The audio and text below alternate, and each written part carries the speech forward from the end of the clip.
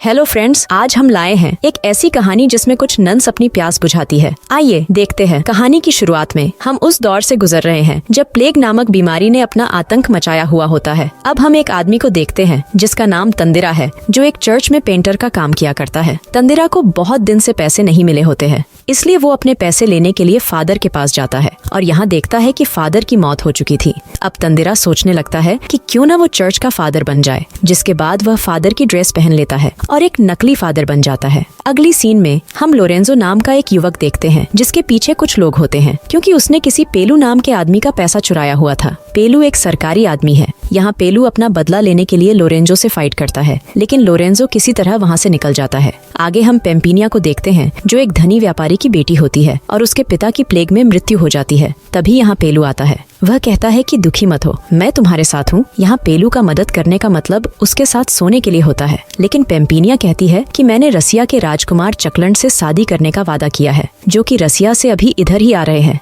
इतना कहने के बाद पेम्पिनिया वहाँ से जाने लगती है, पर यहाँ पेलू कहता है कि क्या तुम जानती हो कि तुम्हारे पिता पर कितना कर्ज हो चुका था। पेम्पिनिया पूछती है कि किस चीज का कर्ज है। पेलू कहता है कि तुम्हारे पिता ने व्यापार करने के लिए कर्ज लिया हुआ था, लेकिन वो उसे चुकाने में नाकाम रहे और वो कर्जा मैंने चुकाया था, और तुम्हारे पिता ने मुझसे तुम्हारी शादी का वादा किया हुआ था। पेम्पिनिया यहाँ अपने राजकुमार के प्रॉमिस के बारे में बताती है। आगे हम लोरेंजो को देखते हैं, जो कि हॉर्स पर बैठकर भगा जा रहा है और उसके पीछे पेलू के सिपाही लगे होते हैं। तभी उसे रास्ते में एक अनजान आदमी मिलता है और वह अपने ठेले पर एक मरा हुआ आदमी लेकर जा रहा होता है। लोरेंजो उससे रास्ते के बारे में पूछता है। वह आदमी बोलता है कि यह रास्ता कॉन्वेंट की तरफ जाता है, जहाँ पर बहुत सारी नन्स रहती है, और ये लाश एक गार्डनर की है और मैं वहीं से आ रहा हूँ। लोरेंजो कहता है कि उसे कॉन्वेंट में गार्डनर की नौकरी मिल सकती है। वह आदमी कहता है नहीं, क्योंकि तुम्हारे पास वो क्वालिटी नहीं है। यहाँ लोरेंजो उस मरे हुए आदमी के बारे में पूछता है तो उसे पता चलता है कि वह गार्डनर गूंगा बहरा था और उन्हें ऐसा ही आदमी काम के लिए चाहिए। लोरेंजो यहाँ से जाते हुए बोलता है, गूंगा बहरा होना स्पेशल क्वालिटी नहीं होती है।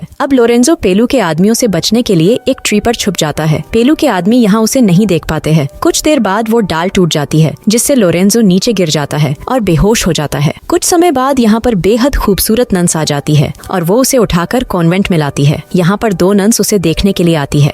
ये नन्स उसके शरीर को ऐसे देखती है जैसे कि बहुत सालों से उन्होंने किसी आदमी को नहीं देखा था। इनमें से एक नन्स कहती है कि देखो, इसकी कोई हड्डी तो नहीं टूट गई है। यहाँ वे लोरेंजो के हथियार के टूटने की बात कर रही है और उसके शरीर पर अपने हाथों को फेरने लगती है और उसके शर्ट को उठाकर उसके पेट में किस करती है, जिससे वो नन्स मदहोश हो जाती है और दूसरी नन्स को भी ये सब करने को बोलती है और अब वो भी किस करती है। यहाँ लोरेंजो होश में होता है, पर वो बेहोश होने की एक्टिंग कर रहा होता है। तभी एक नन्स उसके होठों को चूसने लगती है। इसके बाद लोरेंजो अपनी आँख खोल देता है, जिससे ये नन्स डर जाती है। तभी यहाँ पर इन नन्स की मदर आ जाती है और ये नन्स अपना चेहरा ढक लेती है और मदर से कहती है कि हमको लगता है कि ये आदमी गूंगा बहरा है। ये सुनकर मदर भी खुश हो जाती है और अपने प्यास के लिए सोचती है। दरअसल गूंगा बहरा आदमी इनकी प्यास को बुझा सकता है और किसी को भी पता नहीं चलेगा। अब मदर लोरेंजो से पूछती है कि क्या तुम गूंगे बहरे हो। लोरेंजो यहाँ इशारा करता है कि वह गूंगा बहरा है। इसके बाद मदर उन दोनों नन्स से लोरेंजो को नहलाने के लिए बोलती है। यहाँ नहलाते वक्त ये नन्स लोरेंजो के साथ सांप गुफा का खेल खेलती है। दूसरी तरफ पेम्पिनिया पेलू से परेशान होकर चर्च में अपनी सहेली के साथ जाती है और यहाँ पर जितने लोग हैं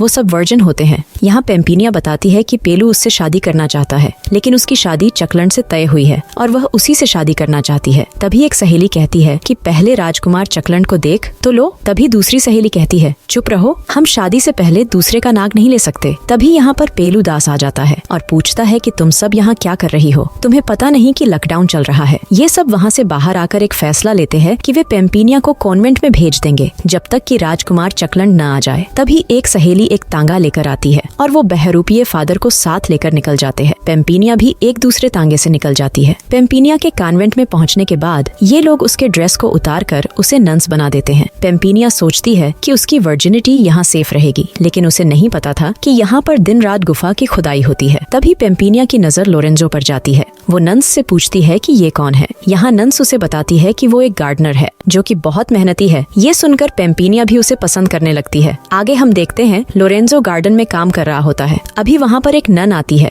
और वो दोनों नन्स से अलग थी। वह लोरेंजो को बुलाती है और वे दोनों एक ट्री के पीछे पेलन कार्यक्रम करते हैं। पेम्पिनिया उन दोनों को वहाँ जाते हुए देख लेती है और उसे जलन हो जाती है। दूसरी तरफ राजकुमार चकलंड महल में पधारते हैं। यहाँ चकलंड की मुलाकात पेलू दास से होती है। राजकुमार चकलंड उसे अपने नाम का महत्व बताते हैं। यहाँ राजकुमार चकलंड पेलू को पेम्पिनिया का फादर समझता है और कहता है कि मैं आपके और आपके बीबी के लिए कुछ तोहफा लाया हूँ। पर पेलू कहता है कि मैं पेम्पिनिया का फादर नहीं हूँ। राजकुमार चकलंड कहता है तो फिर आप पेम्पिनिया के दादाजी होंगे। पर पेलू दास कहता है कि मैं पेम्पिनिया का होने वाला हस्बैंड हूँ। राजकुमार चकलंड यहाँ मजा लेने लगता है और वहाँ से चला जाता है। तभी रास्ते में उन्हें एक आदमी मिलता है और वो बताता है कि पेम्पिनिया कॉन्वेंट में गई है और वही आपसे शादी करेंगी। यह सुनकर चकलंड उस ओर निकल जाता है। इधर कॉन्वेंट में हम देखते हैं कि लोरेंजो के कमरे में 2 नन्स आती है और रोमांटिक मूड में बातें करती है। यहाँ दोनों अपने ड्रेस उतारने लगती है। दूसरी तरफ कुछ नन्स लोरेंजो को नहलाने के लिए जा रही होती है। एक नन्स पेम्पिनिया से कहती है कि वो आज लोरेंजो को अपनी गुफा का दर्शन कराएगी, पर पेम्पिनिया कहती है कि ये सब पाप है। जवाब में दोनों नन्स कहती है कि हमें पता है तुम्हें जलन हो रही है, पर हम तो अपनी खुदाई जरूर करवाएंगे। लेकिन इस बार दोनों की पेलन कार्यक्रम नहीं हो पाता है। वो दोनों लोरेंजो के टब में पानी डालती है और पेम्पिनिया को अंदर बुलाती है, लेकिन पेम्पिनिया मना कर देती है। अब लोरेंजो को तैयार कर मदर नन के पास लाती है। यहाँ मदर लोरेंजो के साथ खूब घचाघच करती है और ये सब पेम्पिनिया को देखकर बहुत जलन होती है, क्योंकि पेम्पिनिया को लोरेंजो से प्यार हो गया था। दूसरे दिन लोरेंजो बगीचे में काम कर रहा होता है। यहाँ पेम्पिनिया एक किताब देख रही थी। लोरेंजो पेम्पिनिया को अजीब नजरों से देखता है और ढोल बजाने की सोचता है। कुछ देर बाद पेम्पिनिया उसके कमरे में आती है। यहाँ लोरेंजो समझ जाता है कि पेम्पिनिया यहाँ पर क्या करवाने आई है। लोरेंजो यहाँ उसका नकाब उतारने लगता है, पर पेम्पिनिया उसे रोक देती है और उसके आंखों पर पट्टी बांधने लगती है और कहती है कि मैं तुमसे शादी करना चाहती हूँ। जिसके बाद पेम्पिनिया एक किस करती है। आगे एक तांगा पेम्पिनिया को लेने के लिए कॉन्वेंट आ जाता है, क्योंकि यहाँ राजकुमार चकलंड पहुँच चुके थे। पेम्पिनिया यहाँ लोरेंजो से दूर नहीं जाना चाहती थी, इसलिए वह मदर से कहती है कि लोरेंजो गूंगा बहरा नहीं है। मदर पूछती है कि तुम्हें कैसे पता। पेम्पिनिया कहती है कि मैंने उसे बगीचे में गाना गाते हुए सुना था। अब मदर उसको चेक करने के लिए लोरेंजो के पास जाती है और कान में कहती है कि तुम्हारा कट गया है। यह सुनकर लोरेंजो घबरा जाता है और चिल्लाने लगता है और अपने आप को फंसता देख कहता है कि ये तो चमत्कार हो गया। मदर सोचती है कि ये तो सुन भी सकता है और बोल भी सकता है, इसलिए मदर उसे लात मारकर यहाँ से भगा देती है। फिर पेम्पिनिया भी वहाँ से जाने लगती है। लोरेंजो पेम्पिनिया से कहता है कि मुझे भी अपने साथ ले चलो और ये दोनों वहाँ से चले जाते हैं। दूसरी तरफ राजकुमार चकलंड एक तालाब में पानी पीने के लिए आता है और यहाँ पर उसे एक सुंदरी नहाते हुए दिखती है। चकलंड पूछता है कि क्या तुम इंसान हो? इसके जवाब में वह कहती है कि मैं एक जलपरी हूँ। चकलंड कहता है कि मैं एक पेम्पिनिया नाम की गर्ल से बहुत प्यार करता हूँ। इसके बाद वह गर्ल खुद को पेम्पिनिया बताती है। इसके बाद चकलंड का पेलन कार्यक्रम शुरू हो जाता है। दूसरी तरफ पेम्पिनिया और लोरेंजो एक चर्च में पहुंच जाते हैं। यहाँ पेम्पिनिया लोरेंजो से पूछती है कि क्या तुम किसी से प्यार करते हो? वो कहता है कि हाँ, लेकिन मैंने उसका सुंदर चेहरा अभी तक देखा नहीं है। उसने मुझे एक बार किस किया था। यहाँ पेम्पिनिया उसे एक बार आंख बंद करने को बोलती है ताकि उसे याद आ जाए कि किस करने वाली गर्ल यही है। और जैसे ही ये दोनों किस करने वाले थे, तभी यहाँ पेलू आ जाता है। पेम्पिनिया लोरेंजो को यहाँ से भाग जाने के लिए बोलती है, लेकिन लोरेंजो यहाँ हिम्मत दिखाता है और तभी पेलू इस पर हमला कर देता है। पेलू लोरेंजो को बहुत पीटता है और जैसे ही पेलू लोरेंजो को मारने वाला था, तभी पेम्पिनिया कहती है कि अगर तुमने इसको मारा तो मैं तुमसे कभी भी शादी नहीं करूंगी। ये सुनकर पेलू उसे नहीं मारता है, पर लोरेंजो को एक जेल में बंद कर देता है। लेकिन कुछ दिनों बाद पेम्पिनिया पेलू को कहती है कि जब तुम लोरेंजो को आजाद कर दोगे तभी मैं तुमसे शादी करूंगी। ये सुनकर पेलू को गुस्सा आ जाता है, पर पेलू पेम्पिनिया की शर्त को मान जाता है। यहाँ पेम्पिनिया पेलू से शादी नहीं करना चाहती थी, वो बस लोरेंजो की जान बचाने के लिए झूठ बोल रही थी। इसके बाद पेम्पिनिया उस फर्जी फादर से मिलती है और शादी के लिए पूरा माजरा बताती है। फादर यहाँ उसकी बात मान जाता है। इसके बाद हम देखते हैं कि पेलू के 2 सिपाही लोरेंजो को यहाँ से दूर लेकर जा रहे हैं। यहाँ लोरेंजो दोनों सिपाही को उल्लू बनाकर वापस पेम्पिनिया की तरफ निकल जाता है। इधर पेलू की शादी हो रही होती है। यहाँ फादर शादी लेट कराने के चक्कर में उससे उलझलूल प्रश्न पूछने लगता है और हाथ दिखाने को बोलता है। जब पेलू अपना हाथ दिखाता है तो फादर उससे कहता है कि तुम्हारे हाथ कितने गंदे हैं, पहले अपना हाथ मुंह धोकर आओ। इसके बाद गुस्सा होकर पेलू अपना हाथ मुंह धोता है और वापस आकर अपनी तलवार फादर के गले पर रख देता है। लेकिन तभी यहाँ पर राजकुमार चकलंड आ जाता है और साथ में लोरेंजो भी आता है। ये दोनों मिलकर पेलू को पेलने लगते हैं। यहाँ पेलू भागने की कोशिश करता है, पर लोरेंजो उससे फाइट करने लगता है। इस फाइट के दौरान लोरेंजो उसे एक कुएं में धकेल देता है। तभी यहाँ पर पेम्पिनिया आ जाती है और वह चकलंड से कहती है कि मैं तुमसे शादी नहीं कर सकती हूँ। ये बात सुनकर चकलंड को शाक लागता है, पर पेम्पिनिया जब अपना चेहरा दिखाती है तो चकलंड कहता है कि तुम पेम्पिनिया नहीं हो, पेम्पिनिया तो मुझे तालाब में मिली थी। तभी यहाँ पर दूसरी पेम्पिनिया आ जाती है। इसके बाद लोरेंजो वहाँ से जाने लगता है। पेम्पिनिया उसे रोकती है और पूछती है कि तुम कहाँ जा रहे हो। वह कहता है कि मैं उसी किस वाली गर्ल को खोजने जा रहा हूँ और उसी से शादी करूंगा। यहाँ पेम्पिनिया लोरेंजो से आंख बंद करने को कहती है और उसे किस करती है। लोरेंजो तुरंत पहचान जाता है और इसी के साथ ये कहानी खत्म होती है।